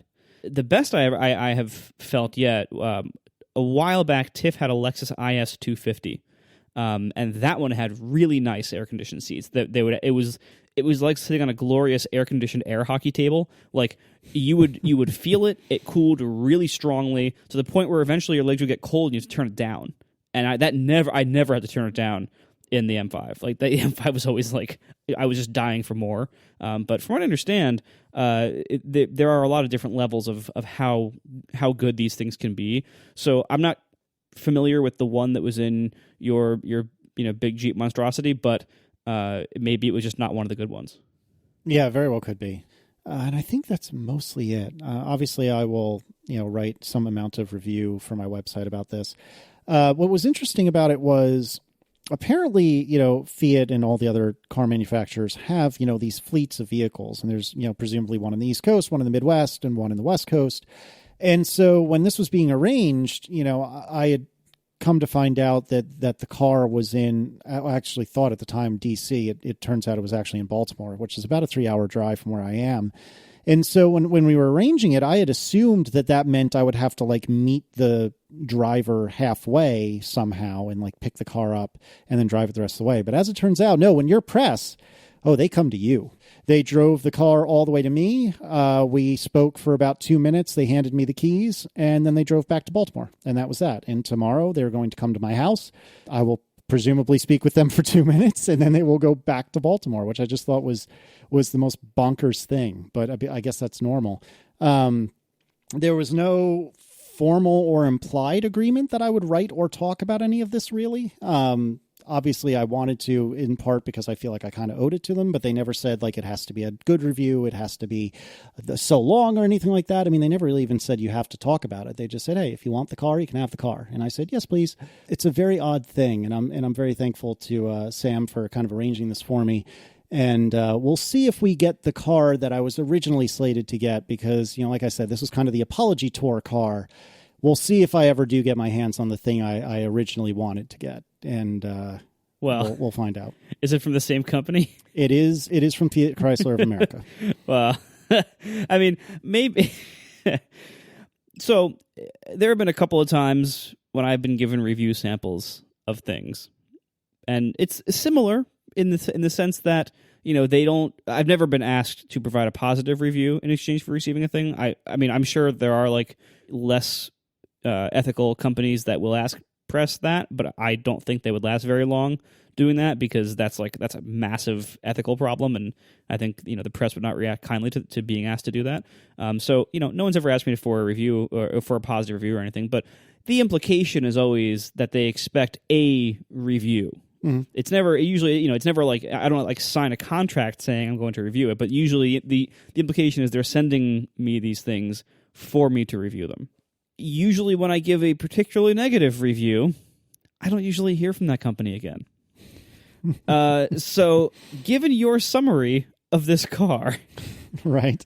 I don't know how this company works and how they deal with their press outreach and review units, but I maybe wouldn't expect you to get whatever car that you actually wanted. The relationship might end at this point. I'm just saying, it shouldn't work that way, but it does work that way for a lot of companies a lot of the time. So, and this is honestly, this is part of the problem with that style of review. This is one of the when you combine it also with like the nature of advertising driven publications. This is also one of the reasons why there's often a conflict of interest, and one of the reasons why, I think Consumer Reports famously just goes and buys their cars to review. Like they don't take review samples because that can be seen as affecting the outcome, or as even if you try so hard, as the reviewer to be neutral and to be objective about everything.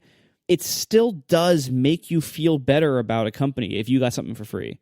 It does affect the way you frame it in your mind, even subconsciously, it's very, very hard to try to turn that off and try to be totally objective.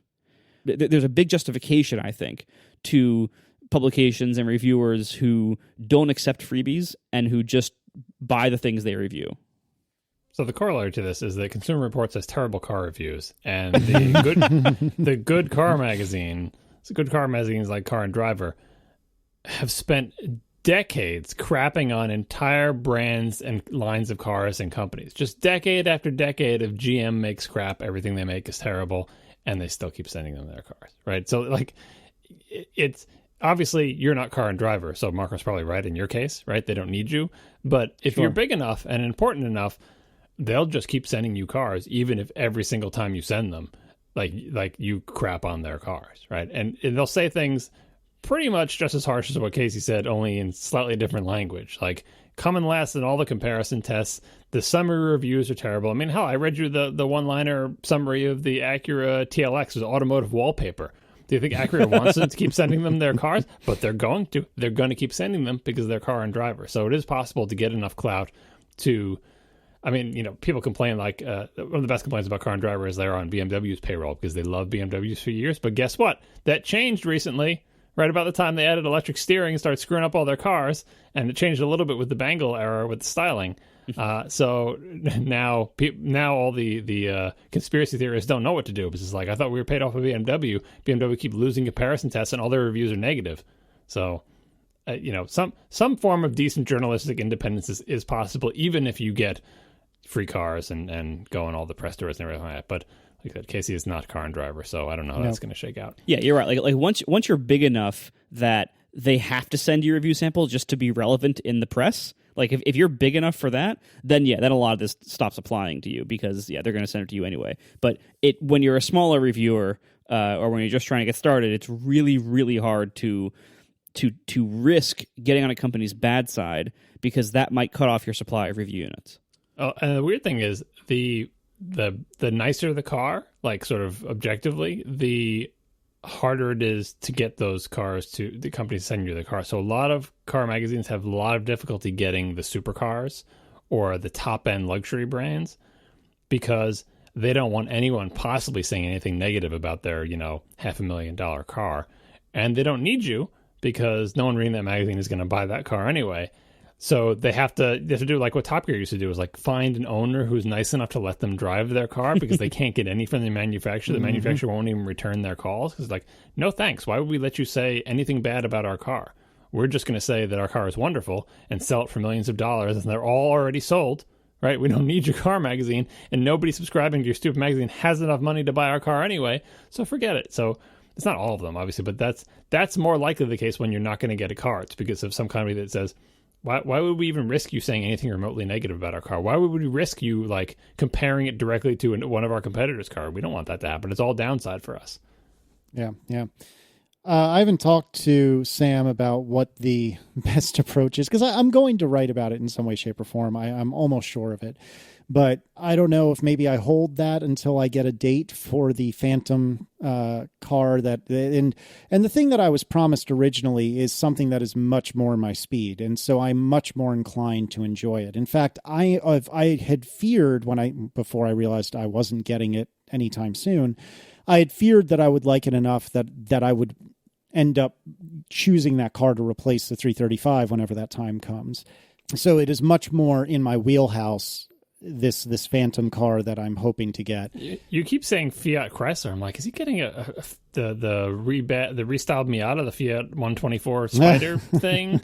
It's not just restyled. I think it's a different engine too, but or maybe it doesn't. But anyway, that is not it. But it is a good. But guess. Now that you say you're thinking of replacing your car, it's got to be one of those stupid. What do they make? What's their big ugly? They don't own Cadillac, do they? They do not. No, that's GM. I was worried you're trying to get one of those weird, like, angled Cadillac M3 things. I almost bought the CTS-V. I'm trying to think of what he could replace his BMW. What the hell does just Chrysler make? I'm guessing if Casey's looking to replace his BMW, it's going to be some kind of small hatchback that's fast and that has a way worse interior than his BMW. That's made by Chrysler? I don't know. I don't know anything about cars. Dodge? Is it a Viper? I don't know. I don't. Anyway, oh, my word. So let me suggest something. even though this is not to the best journalistic integrity, you gave your review of this car. You just did it here on this show. Podcasts are wonderful because nobody who doesn't listen to the show is going to like get linked to this in the company's PR division and be like, oh, look at this guy. We're not going to like. You're going to be relatively safe from any kind of negative repercussions that might arise with this company that you're still trying to work with if you just leave this here. Don't make the blog post. No, I think you got to make the blog post. You got to do it. Why? Because the only thing he has going for him is his integrity. That's all he's got. But you gave your honest review here, and you could just say, like, look, if they ask, which they won't, so don't even bother. But if they would ask, like, hey, you never made a blog post, just say, like, look, it really didn't work out for me. This car is not for me. I didn't feel right making this giant trashing blog post about it. Like, something like that. Like, you gave your review here. That's it. Like, you've done your duty as a car journalist, which I guess you are now. And congratulations, by the way. That's great. But, like, you've done your duty. You don't have to make a blog post that would be very easy for people in the company to see, find, notice, and then tell someone else who's dealing with you, hey, you know what? We don't need to deal with this guy anymore. They would say, thank you for your honest, constructive feedback. We will take it under advisement. They would not. You don't know how PR works, John. If he does it in the PR people wouldn't, but if he does it in a nice way, I think it'll be fine. You're not talking about the Chrysler 300, are you? There's no cars that you should be looking at from Chrysler, Casey, is what I'm telling you. Pretty sure John's off the list now, too. Yeah, right? I would refuse a review car from Chrysler. I would refuse. You would refuse a review car from Ferrari. No, I would. I would not refuse that. You totally would. You'd be like, this isn't the one I would want. Ferrari, call me. Eddie Q, get on the phone. Oh my would not refuse that. What the hell? Am I not missing what? Dodge, Chrysler? You are absolutely Fiat? Missing it. But is it the Alfa Romeo? They're not Fiat Chrysler, are they? Maybe they are. The new Alphas I actually do think are pretty cool looking. I don't think I would buy one, but they do look pretty cool. They look horrendous, but they're getting great reviews. They came out the tops in the recent comparison with like the 3 Series, like in those types of cars. The Giulia was number 1. Like it is a great car. I just cannot stand how it looks. And there's also the questions of like, yeah, but will it fall apart? Because Oh, fair enough. Yep. So Twilling in the chat says that he ditched his M2 for a Quadrifoglio. How do you? I don't know. Quadrifoglio. There you go. Yeah, that thing looks pretty cool. But it's my favorite thing about this is that on its product page, along with its specs, it lists its Nürburgring lap time. That's the way to do it. Will you tell us if it's an Alfa Romeo? It's the only brand. It is an Alpha. Yeah. Of course it's an Alpha. Come on. I mean, that's just the Giulia. That's just a particular model of the Giulia. There's not any more Alphas. They named the 4C and the Giulia. What else? It's not the. All I said was that it's not the 4C. That's all I've told you. And you said it's not the Giulia too, right? I guess the Giulia. When did before. I say that? Okay, so it's the Giulia. Fine. I hope you get it because this looks awesome. All right. Well, then it's the Giulia. Yeah, that's a really But now that you're an SUV person, is it a Stelvio Quadrifoglio? No, it is not. No. Anyway, the Giulia is a really good car, and I think you'll really like it if you can stomach the looks. And if it doesn't fall apart. I absolutely can stomach the looks. The thing I might not be able to stomach is the transmission, but the stick is only Europe. That's right. The reviews I've read say that even with the automatic, that it is a really good car, and I think you will like it. I have read the same. But if you are concerned with expensive repairs and reliability, perhaps Alfa Romeo is not the brand for you. That's the problem. So I don't know. We'll see. We'll see if this 4C ever shows up. Or sorry, not the 4C. If the Quadrifoglio ever shows up, my guess is probably not. But yeah, I mean, this is basically an M3 competitor, and it looks to. I think it looks good. I know you hate it. I think it looks good. And if you can leave the transmission out of it, oh man, I think this would be a fun car to own. So if and when I ever get a spin with it, it would be great. Here's my problem with this. Number 1. Price to performance ratio here. It looks like in order to get a car that's actually faster than your 335, you'd have to go Quadrifoglio, which is $72,000 starting price, which is admittedly noticeably faster, which is nice. Like that, it would be a nice upgrade. But you're then in a very high price bracket. Oh yes. Secondly, if you're going to lose a stick and not have a DCT and be willing to spend $72,000. Get a used P85D. Yeah. Well, like, at that point, if you're not going to have a stick, get a Tesla and then get a faster car. This makes better noises than the Tesla, even though the Tesla might be faster. And this is lighter than the Tesla, too. You're not going to care the noises it makes when you are squished against the back of your seat from the P85D that you can get used for that price. It's not that much faster than this thing is. It's a lot faster. And this thing handles better. Well, I mean, if you're getting to 60 in 3.8 seconds, you're already in a place where you are way faster than what I'm used to. And the sound, that sound. It does sound pretty good. Sound. And in this price bracket, it's $70,000. Like I said, this came out on top against other cars, some of which cost more. So it's not like there's a cheaper car that is better that's out there today. And I'm pretty sure if they had thrown a Model S into that comparison, it would have come back way in the pack, because despite it being really fast, it is like a 5,000-pound car, and it would get destroyed in all the handling tests. That's fair, but I still, like, if this car was available in a stick or a DCT, I would say, awesome, go for it. But because you care so much about that stick, and because this is not available in that stick, I think you would miss it. And if you're gonna miss it, go electric, where you have other great benefits and better performance anyway. Or get something different that has a stick, and you'll probably enjoy it more. I assume your beloved Golf R comes in a stick, right? Oh, it absolutely does. I bet you would have more fun driving that than driving this. That's probably true, but nevertheless, I think there is something to be said for a car that is kind of rare, kind of interesting, kind of unique, and has basically a Ferrari engine within it. I mean, that's pretty freaking cool. I don't know. I like the idea of the Giulia Quadrifoglio quite a lot, but I think Marco is onto something that, in pure fun, I would probably enjoy the Golf R more, in part because it's all-wheel drive, and as much as I fancy myself a really skilled driver, the fact of the matter is I'm a ham-fisted driver, and having all-wheel drive would keep me out of trouble. Oh, less trouble. Well, you know what I mean. But I'd want to have 3 pedals. I really would. But you should get a Civic Type R if you want to have some fun and stay out of trouble. Maybe. Not fast enough to get into real trouble. Super fun. Yeah, but you'll find yourself in an action movie with those. You don't want that. That's right. He'll be racing around with all his Fast and Furious friends. I mean, the fact is, like, if you want fun, you want a stick. Like, that's I know you. You know this is true. Yeah. This car would be really fast, and you'd have fun for a couple of days, and then you'd miss your stick. And then after a couple of days, the novelty will have worn off. You won't care about who made the engine or what it was originally spec'd for. You will be really missing your stick. I think he's getting old. Maybe he's become soft, and maybe he will like the lack of a stick and just get by on the luxurious interior and the sound of the engine, and he just won't even miss shifting. I mean, it is possible. It certainly is possible, but I still come down on Marco's side so far. But, I mean, if and when I ever get a spin in this, which, to be honest, I'm assuming will never happen. You can go take a test drive at a dealer right now.